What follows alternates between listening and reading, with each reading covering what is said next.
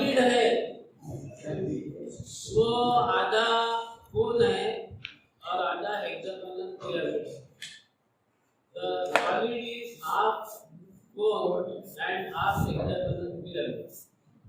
Now this half cone and half hexagonal pyramid is placed in such a way that one of the sides of the hexagonal pyramid is perpendicular to xy. One of the sides of the hexagonal pyramid is perpendicular to xy. Now this is a case of composite solids. That means half of the solid is cone and half of the solid is pyramid. Now again, what is a pyramid? Pyramid is a solid which is having its base and the corners of the base are joined at a point. The corners of the base are joined at a point. That point is called as apex. And the line joining apex and the center of the base, that is called as axis. That is called as axis. Now again, most of the cases, this solid is a right solid. Right solid means the axis of the solid is perpendicular to the base. If the axis is kept inclined to the base, then it becomes an oblique solid. So normally, as far as your syllabus is concerned, you don't have problems on the oblique solids. We have only to deal with the right solids. So half will be hexagon and half will be cone. So the hexagon will be kept in this way. One of the sides will be perpendicular to the vertical plane. So I will see three sides of the hexagon, and then I will see a semicircle or the cone. So if I am going to draw the top view, first of all, what I will do, I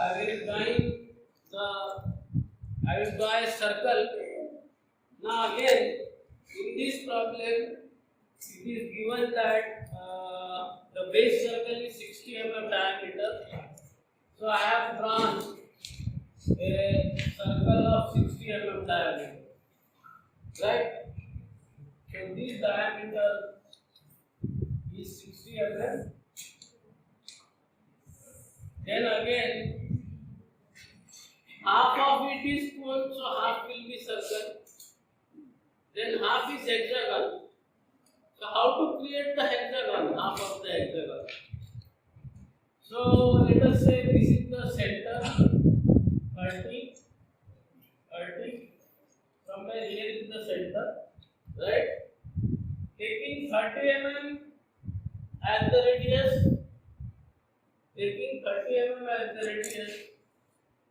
and the two corners as the center.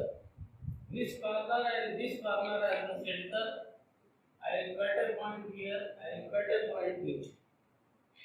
Right? Then I will join this. So now this becomes the three sides of the hexagon. Okay. Now again, this circle will be divided into four parts. A semicircle will be divided into four parts. In case of sheet, you have to divide it into 12 parts. Okay. Then this is the top view. This is the top view of the cone. Then as far as front view is concerned, this is our XY line.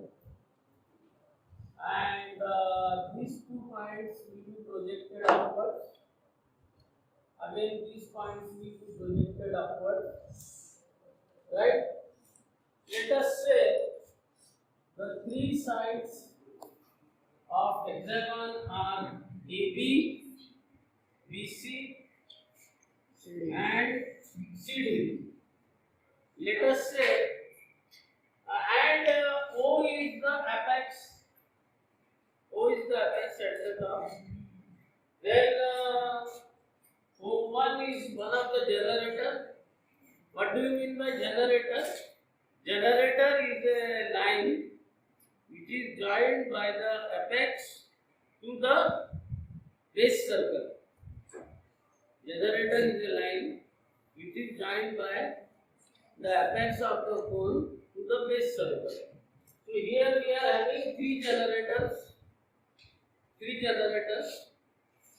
So 01 is the first generator, 02 is the second generator, 03 is the third generator. Okay. Now this is top view. In the front view, I'll get B dash, C dash. Now again, the hexagon is lying on the ground or on the HP. So since the hexagon is lying on the ground or on the HP, that is why this base is drawn on the XY line. That is why this base is drawn on the XY line. Then again, this is your point A dash, front view of the point A, and this is the front view of the point B dash. Now OA is a side. So what I will do, I will draw the axis from the point O. Now again, the length of the axis is 70 mm. So this is 60. Somewhere here is 70. So somewhere here will be 70. So I have to take a distance of 70 mm, which is equal to the height of the axis, right? Then what I will do? This is O dash. This is O dash. I will join O dash B dash. I will join O dash A dash. I will join. Now these 2 points are 1 dash, 3 dash. This is 2 dash. I will join O dash B dash. Right?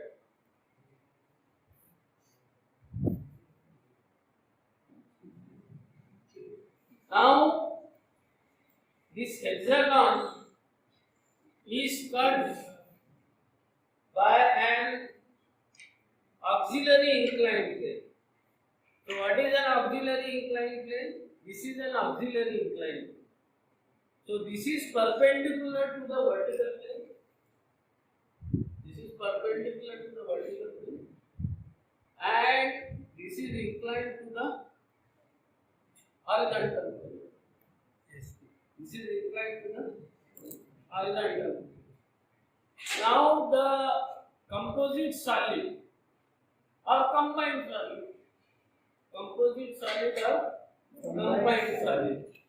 This is cut by the plane in such a way that this will cut through the base. So it will start from the base of the solid. It will start from the base of the solid, and the angle is 30 degree. So this angle is 30 degree. 30. So these are the section lines. So section lines will be made dark at the ends. After that, we are seeing this solid from the top section. We are seeing the section like this. So therefore, we have to draw the arrows in which I am seeing the section, right? And then we have to project the points on the top view. So therefore, this line, these are the points which are cutting the generator. So O1 is cut by the plane at point 4 dash. O2 is cut by the cutting plane at point 5 dash, and O3 is cut by the cutting plane at 6 dash.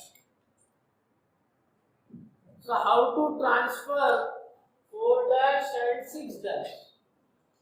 So I have to drop it down. On O1, I will get 4 dash, and on O3, I will get not 4 dash, 4. On O3, I will get 6. Similarly, this point 5 is to be transferred here on 0 to 2. 5 is on 0 to 2. So this is your point 5. Okay. Now again, here we have 7 dash and 8 dash. 2 points which are cutting the cone. Now this cannot be transferred here. This cannot be transferred directly. So what is to be done? First of all, we have to draw a horizontal line from 7 dash 8 dash. We have to draw a horizontal line from 7 dash 8 dash. And then we have to project this line on 0 2, because 0 2 is a parallel line. And then taking 0 as center and 0 2 as radius. Got it? Got it? Taking 0 as center. First of all, this 7 dash 8 dash is transferred here by drawing a horizontal line. Then this is projected downwards by the vertical line. So here I will get the points, 2 points.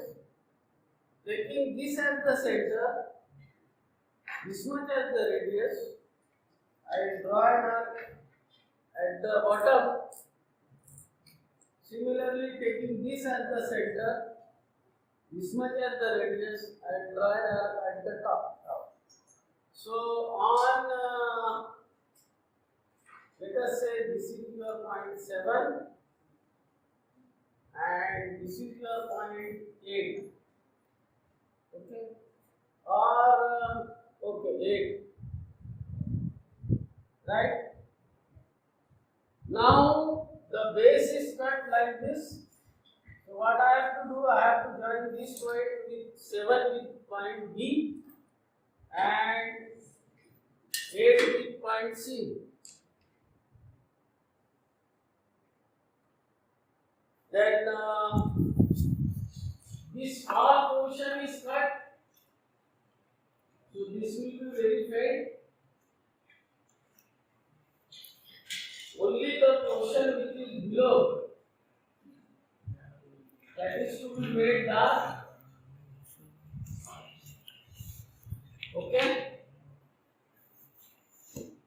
Now when it is cut, the section will appear like this.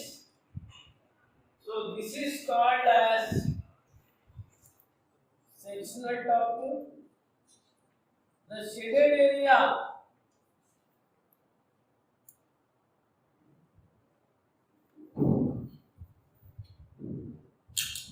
along with the other dimensions will be called as sectional top view.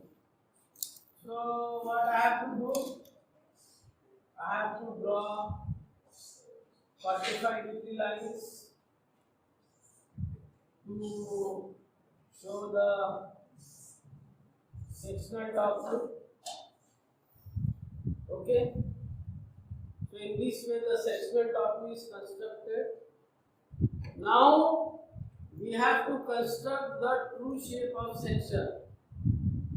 For constructing the true shape of section, I have to draw a 90-degree line from the cutting plane. I have to draw a perpendicular line from the cutting plane. So this is one perpendicular line. This is another line. Then again another line from 6 and 4, and another line from the point 5. So in this way, I will draw all the lines from the points which are lying on the section plane. I will draw perpendicular lines for the points which are lying on the section plane. Right? Now the job is to locate these points. For locating these points, we have already studied the auxiliary planes.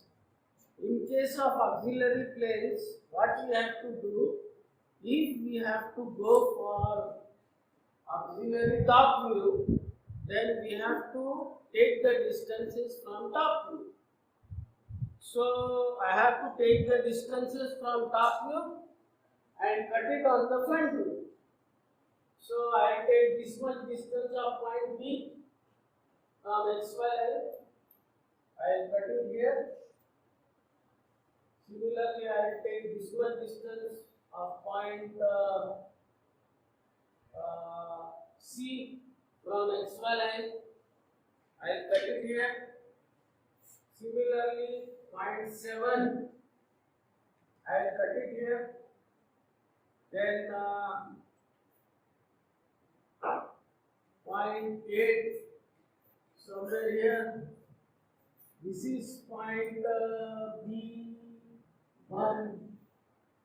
This is point C1. This is 7-1. This is 8-1. Then again 4 and 6. So where is 6?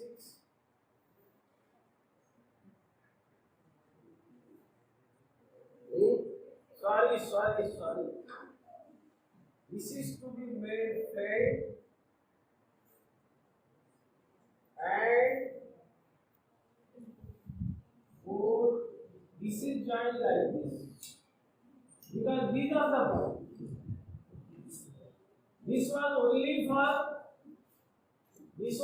for getting 7 and 8.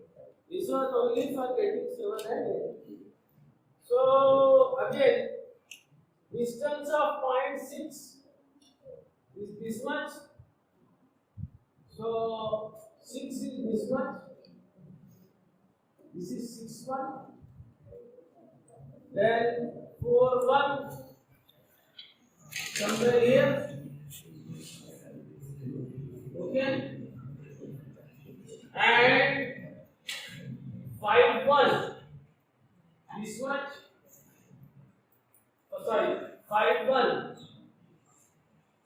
light one somewhere here.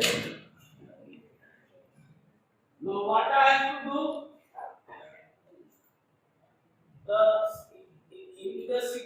I have to join this point in the sequence which I have drawn here. So B1 to C1, then C1 to 8. Very great.